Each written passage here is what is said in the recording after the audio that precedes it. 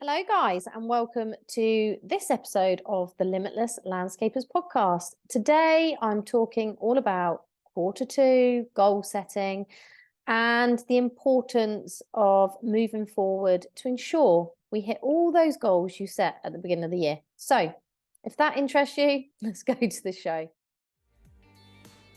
As the co-founders of the Landscaper Circle, we help you get more money, time and freedom to become limitless through our experiences as fellow landscapers and our tried and tested methods. If you want help with your marketing, managing or growing your business, you've definitely come to the right place.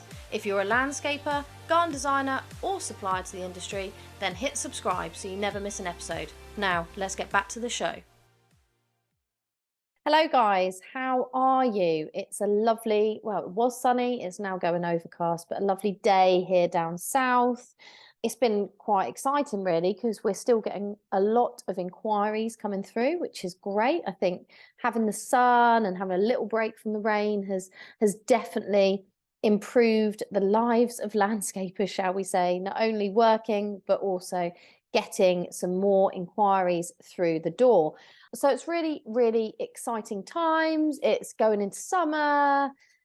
When the sun's out, everyone's happy. But it did bring into mind how far along we are in, for me and my businesses, how far we are into the year, and also how far along we are with our goals. Now, back at the beginning of the year, or perhaps at the end of last year, we all set some goals in our businesses. I did, I expect you did as well, whether that was loosely setting them, having a chat about them, thinking about them, or actually writing them down.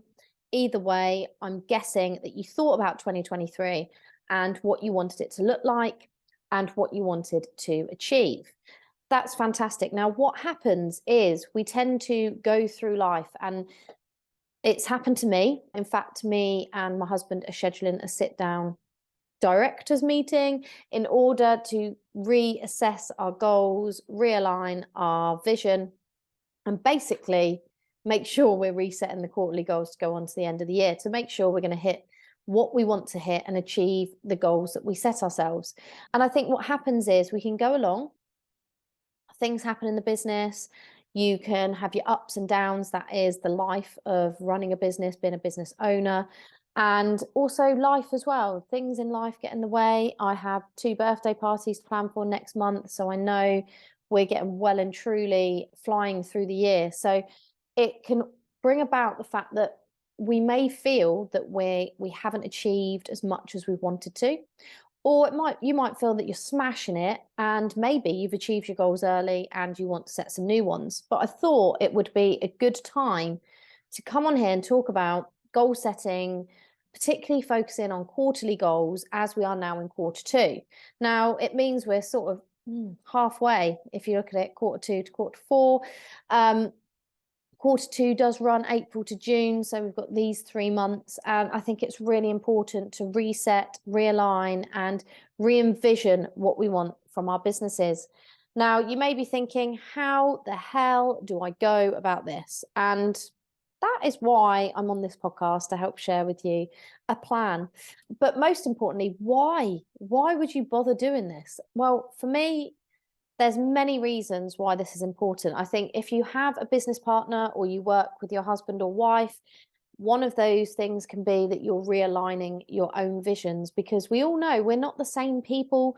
We have different things that we're interested in, different things that we want to achieve in life. And potentially you might want to go different ways with the business. You may have different visions for the business. So just sitting down and realigning yourselves, if you have a business partner or you'll work with your significant other half, that is really important to do. But what it does when you're setting quarterly goals is it helps you focus on the small tasks that create the big impacts. So by breaking down your annual goals into quarterly goals and then focusing on the quarters means that you are more likely to achieve the bigger goals, because instead of it looking like a huge mountain, it will look like smaller steps that you can get to. Which meant then, if you're taking the next step rather than looking at the scaling the entire mountain, it feels easier to achieve. You can also identify areas that you wish to improve upon, or maybe some issues have cropped up. So you need to deal with that as well. Where you're looking at quarterly, you can look at the little, the smaller steps, I suppose, and pick up on improvements along the way that then can impact on the bigger goals for the year. It really does help with short-term planning, and it helps you get super, super focused. And you can then set new targets because, we all know things change. The whole problem with the landscaping industry is that it changes on a dime. I just mean, as a landscaper, I was speaking to one of my clients, my lovely TLC clients today, and however much you plan to be in the office, plan your entire week out, if the weather goes bandy or suddenly, you've got issues on site, then sometimes that has to take priority and everything you've planned goes and falls to the wayside. And I get that. I live with Mike, and this is often a cause of issue for us, in that we just have a really inability to plan his diary, because often he is pulled to problems or it rains, so the whole jobs get mucked up and we have to rebook people, etc., etc. So it is a bit more fraught when you're relying upon the external environment to be at an optimal temperature and dryness in order to get your work done as well. So I do get that, but please persevere with me. It is really, really important to get this done and to revisit it every quarter, because it just really does realign yourself with your goals, remind yourself of those goals you set. Because sometimes we can write down our big, audacious goals, our yearly goals, and then we put them away and never look at them again, which means they're not at the forefront of our minds and we are not steadily working to them. We also might not even hold ourselves accountable. I myself have a business coach and have done for a few years now. And I also have a coach for my bodybuilding side of things in my personal life. And part of the reason of having these two people in my life is that they hold me accountable to things. So I have got big goals for bodybuilding, and essentially my coach will hold me accountable. So as an example, last week I had a bad week and I didn't eat to plan, and instead of losing weight, I put on weight. Of course, I did get telling off from said coach, because she reminded me that my goals are bigger than the need to, indulge myself in whatever food I chose. At that time, it was McDonald's. Bad move. But essentially, she was there to remind me of why I'd set these goals, why it was important to me, and why the hell am I sabotaging myself by not putting in the work, the consistent effort to achieve those goals, when I'm utterly capable of doing so, and B, there's reasons why I want to do it. And it's the same with your business. If you do not really connect with the why behind the goals that you're setting, then there's no reason for you to go after them. And if you don't have someone holding you accountable, then again, it can just drift. So this is why I'm trying to bring you back to looking at your quarterly goals, particularly as we are at the beginning of quarter two. Now, some of you might be like, yeah, but how do I set these goals? First of all, step one is reset your annual goals. So if you've already set your annual goals and you did so at the beginning of quarter one this year, then go back to it and make sure that they still apply. Make sure these goals are still aligned with your vision, your mission, your purpose. And it could be anything. It could be launching a new service, diversifying into a whole new market. It could be increasing your sales. It could mean increasing your profit. It could mean that you want more referral generated leads. It could mean that you increase average project value. Whatever it is, you need to set some annual goals for your business, or reassess the current annual goals for your business. Then you need to break this down into quarters. So you need to see what you should have achieved in quarter one. You may have already achieved what you set out to do in quarter one, and then quarter two, quarter three, quarter four.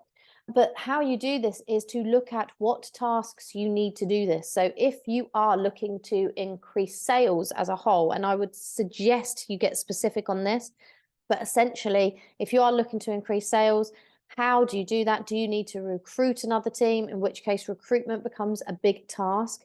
You need to market to get the leads in. in order to sell, which means that is a task in itself. And then, of course, you need the processes in place to make sure that you are converting the sales. Maybe you need some training to, sales training if you're not good at closing. Maybe you need to train the people that you've already got so they can go become the third team, fourth team, whatever you may be. So essentially, you need to look at the different tasks that are required to achieve those big goals that you've got set for your quarter and your year. And the main thing is to really drill down on what the tasks are and then assign these tasks to specific months. So if you are, for instance, launching a new service at the end of quarter two, then you need to make sure you have the recruitment done maybe in the first month, marketing in the second, third, you'll have the processes put in place and off you go. So you kind of need to map it out. What tasks do you need to do and achieve the goals? And then when do they need to happen? When do these tasks need to happen in order for you to hit that target? You really need to set timelines for each goal, and you need to be super realistic. I'll bring you back to the SMART principle. It's a very well-known principle. If you've done anything around goal setting, someone would have said, set a SMART goal.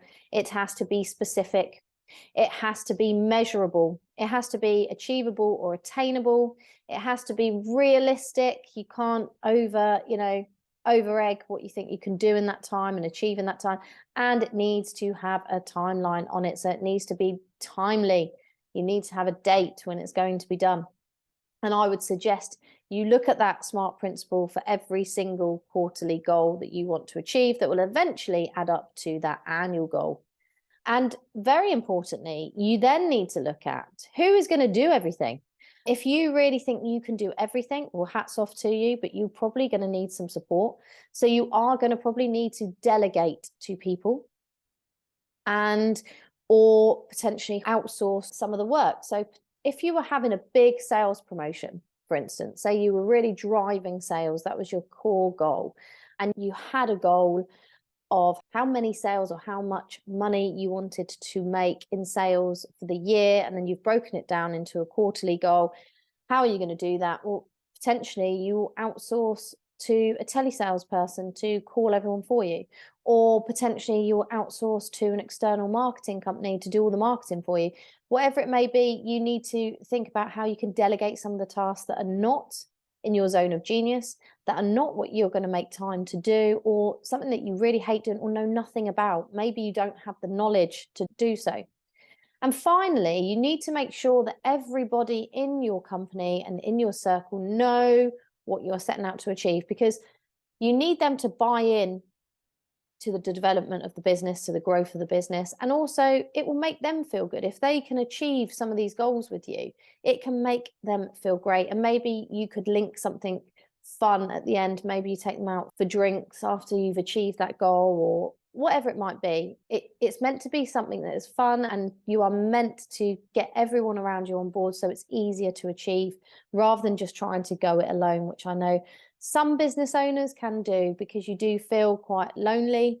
Everything falls on you as a business owner, so you kind of think, well, what's it got to do with them? But I really do urge you to share these dreams and goals with your team in order so they can get behind you, fully support you, and essentially have fun doing it. They'll feel much more happier if they've achieved something for you, rather than just plodding along doing their job. Now, I know people are going to say, yeah, but when I get busy, this goes out the window, and I understand that. But it's really, really important that you are keeping tethered to these goals, and that you have them front and center of mind, so that you can really align what you are doing on a daily basis to what you want to achieve in the bigger picture. Because what we can do is we can get sucked into things. So maybe you've been told you must do social media. It's a must. It has to be done. Now, I agree. Social media is very, very important as a marketing platform.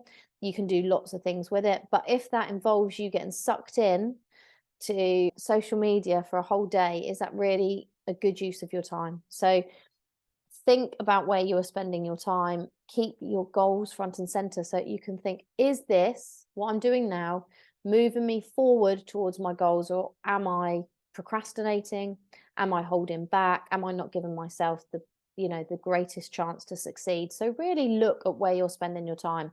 I did this a couple of weeks ago before half term happened, and started logging where I spend my time. Now, the very act of logging your activity means you don't do the things that you were doing previously before you logged your activity. So for instance, if I was going on social media, because I was writing down, on Instagram, posting for an hour, say, for instance, or engaging with people for an hour, because I was so mindful that I was logging what I was doing. Not that anyone was asking to look at it, or I wasn't sharing with anyone, it was just for myself.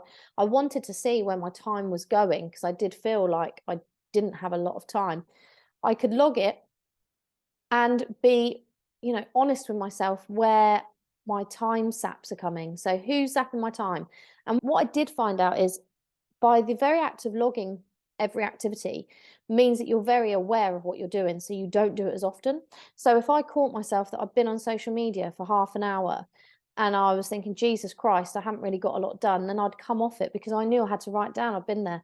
And this was just, let me reiterate, this was just purely from my perspective, because I wanted to see where my productive time was going and whether I was getting anything back from it. And what I did find was that I was also allowing a lot of time sappers coming in. So a lot of family rubbish that has been cropping up. If you've been listening to the podcast, I'm trying to help my ailing dad at the moment, who lives 150 miles away. So it's not the easiest thing to navigate. But what I found was I was taking calls from brothers, cousins, nan, dad. And this was draining my time, because I hadn't set a boundary that actually you can't call until this time, or I'm not going to answer calls on this day. You're going to have to wait till the following day. And what I realized was I need to set boundaries around my time, because that was the time saps. That was what was taking my time up, because once, even though it's just a call, it's what follows the call. So how that impacts on how I was then showing up for the next task that was on my list, or the next event I was going out with the kids, how that impacted on my energy levels and my feelings, really, and emotions. So it's really good. If you ever feel like you're losing time, or you feel like you haven't got anything achieved and done, I would really urge you to start logging your time, because it really does make you fully aware about where your time zappers, energy zappers are coming from. And then it will allow you to put in boundaries, to maybe you set timers on your limits on social, if that's somewhere where you get sucked into. Perhaps you don't open your emails. That's another thing that I realized in my productivity log, was that emails was taking a lot of my time, because I would go on in the morning and then just try and clear everything to zero on the inbox.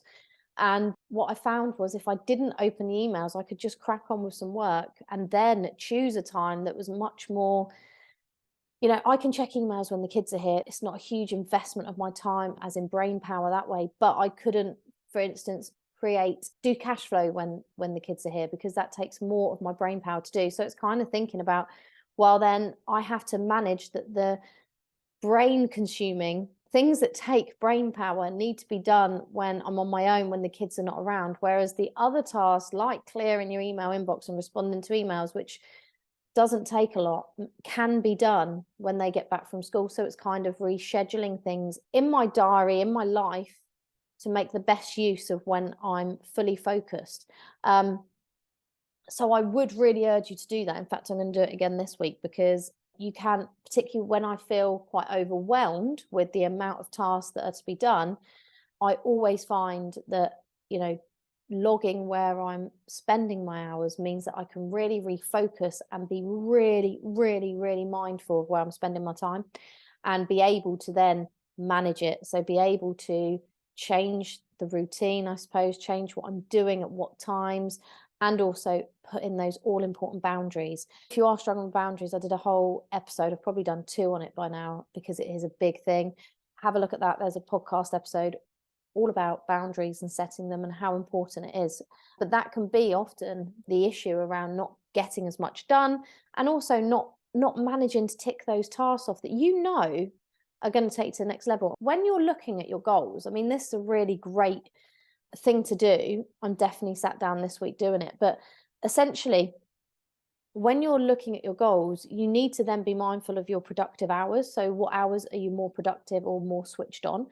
And also, then you can be super mindful about what you're doing that will impact and get you to that next level in your business and get you to that goal that you put for yourself at the end of the year. So, for instance, if you are looking to increase sales, but you're not spending much time on marketing, then obviously the key area you need to do is start marketing in order to generate the leads. Or it might be that you're getting loads of leads, but you're not closing the sales. Well, then what your important time should be spent on is following up with every single quote and selling the goddamn project. So it's kind of being mindful of the activities you're doing in relation to your goals in your business.